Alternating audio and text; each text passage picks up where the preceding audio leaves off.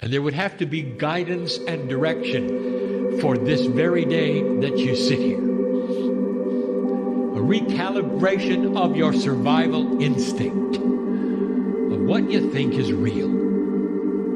And whether you're able to cope with the recalibration or whether you're always looking over your shoulder, wondering when it's going to return.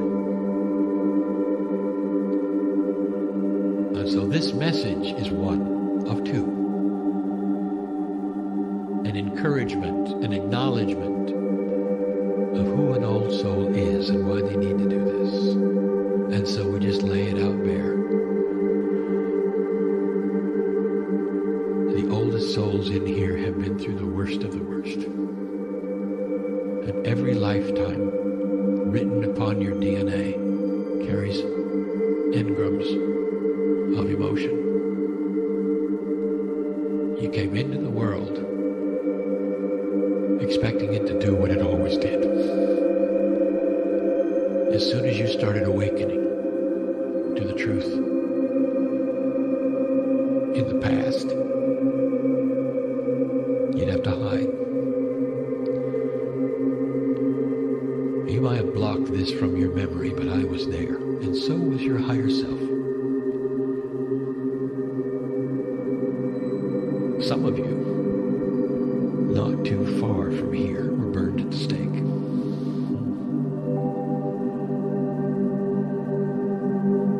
Some of you came back to have it all happen again. How many lifetimes does it take, shaman, before you sit and say, I'm not going to do this again? Or you awaken in a modern society and you say, well, I'm going to go to the meetings, but I'm not going to tell anybody I'm going. So I'm not going to go through that again. But you're careful who to tell about what you believe. Because you're tired of swimming upstream and having the current beat you back against the rocks. Or perhaps you're tired of losing family and friends, or even jobs, because you happen to believe God's inside you. And that is the story of the old soul who is here in the room and listening to these words. And it results in an old soul who comes and stands tall as a light worker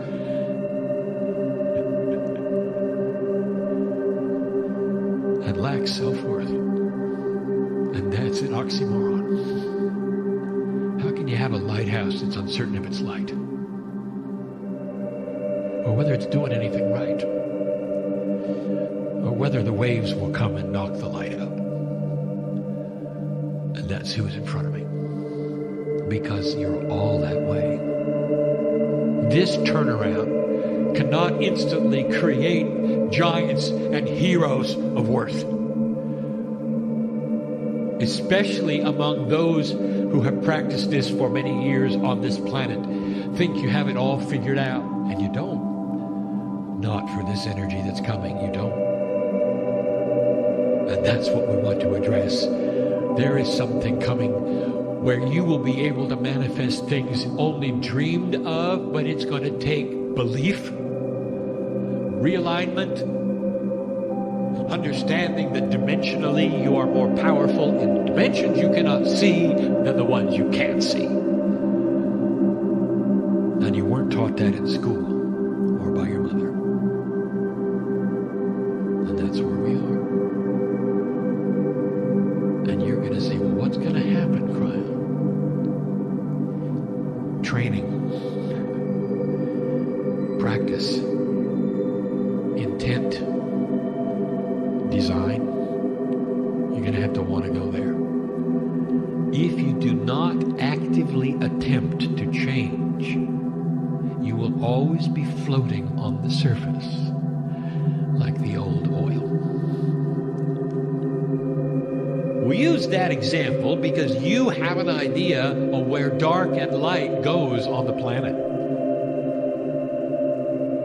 So let's bring this up in a way that you'll understand. Let's talk about that dark and light thing. Yet again.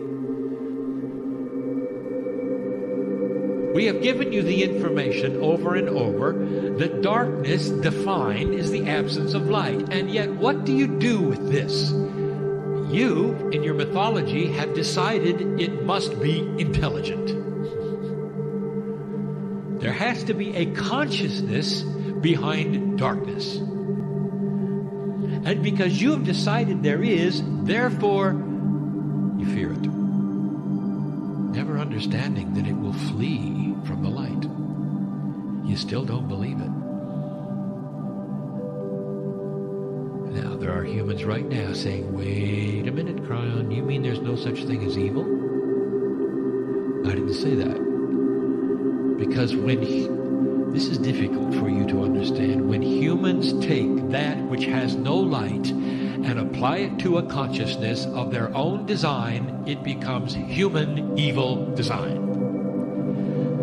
Now, it has consciousness because a human put it there. But alone, there is no entity out to capture your soul. Period. There is only a balance of dark and light. What humans do with it gives it, therefore, its manifestation. And you're used to a certain balance on the earth. It's not intelligent. That's the first thing that you have to learn, Lightworker. There's no force against you. You don't believe it. You've always been taught there is.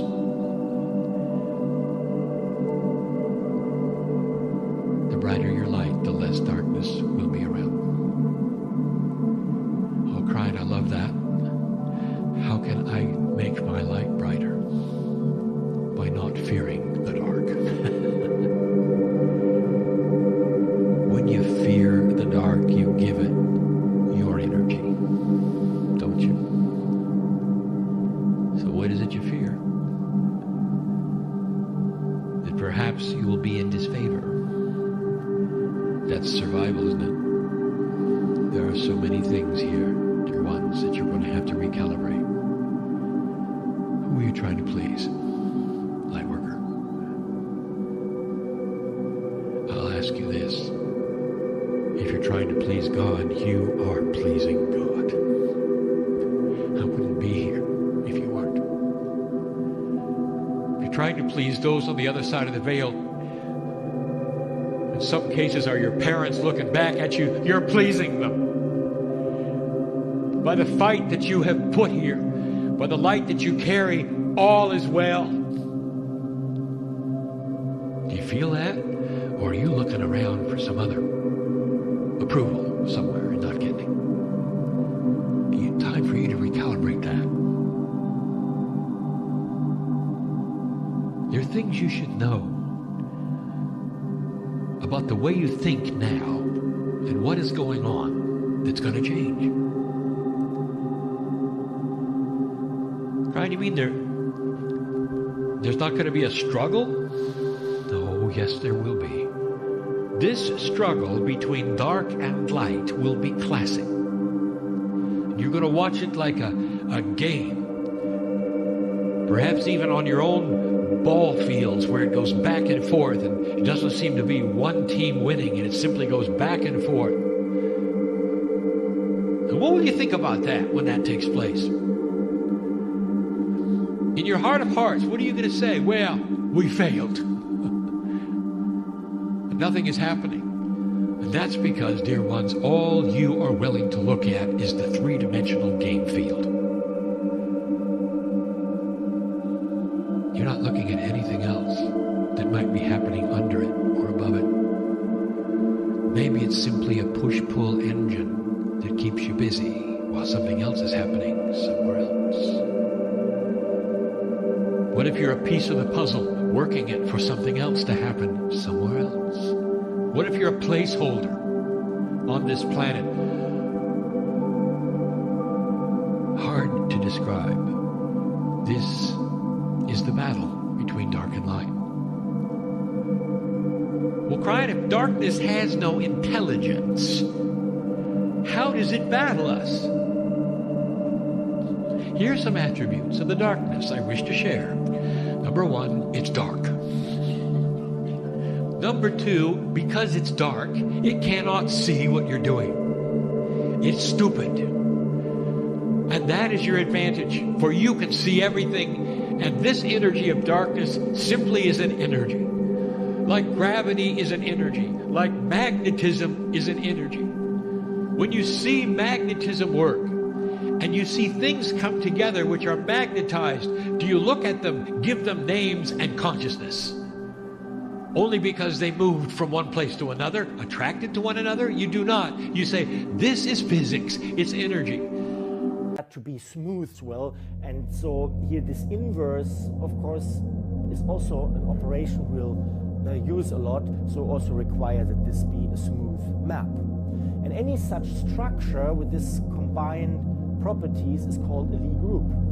Okay? Now, examples. Well, a very simple example is as G, you simply take R to the N, but because we want to construct a Lie group, we take Rn considered as a smooth manifold. And we know there is a topology understood and there's a smooth atlas understood. We suppressed it in the notation, consider it as a smooth manifold. And as the blob operation, we simply take the addition on Rn. So you compose two elements in here by simply adding them component-wise. Now, this makes this, G with the blob, makes this a commutative Lie group. Because the addition and the inverse, which is of course taking the opposite vector, are smooth. And sometimes one calls this the translation group.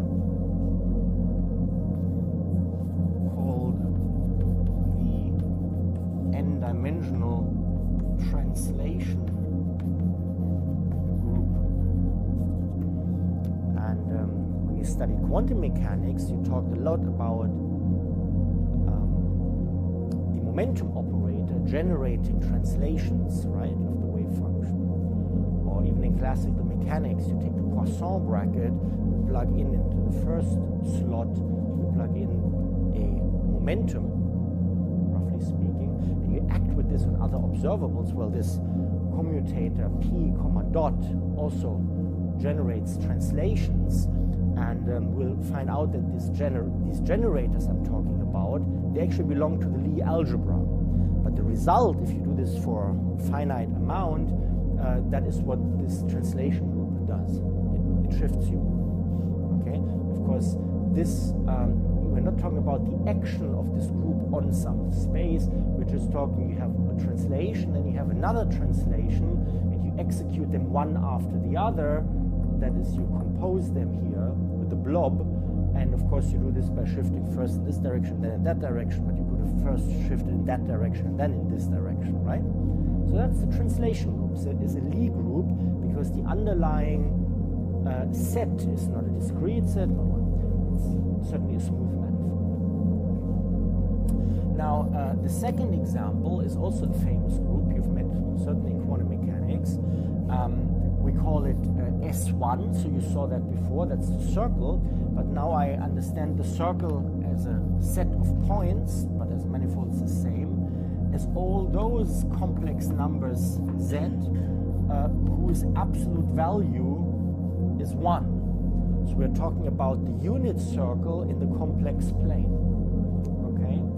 And so this is, yeah, and the blob operation here is now supposed to be the multiplication on the complex numbers.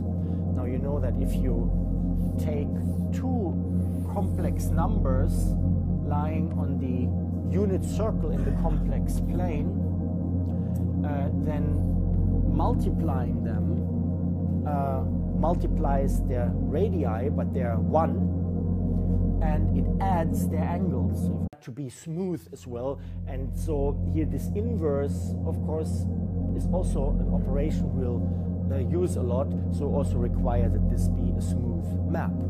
And any such structure with this combined properties is called a Lie group. Okay? Now, examples.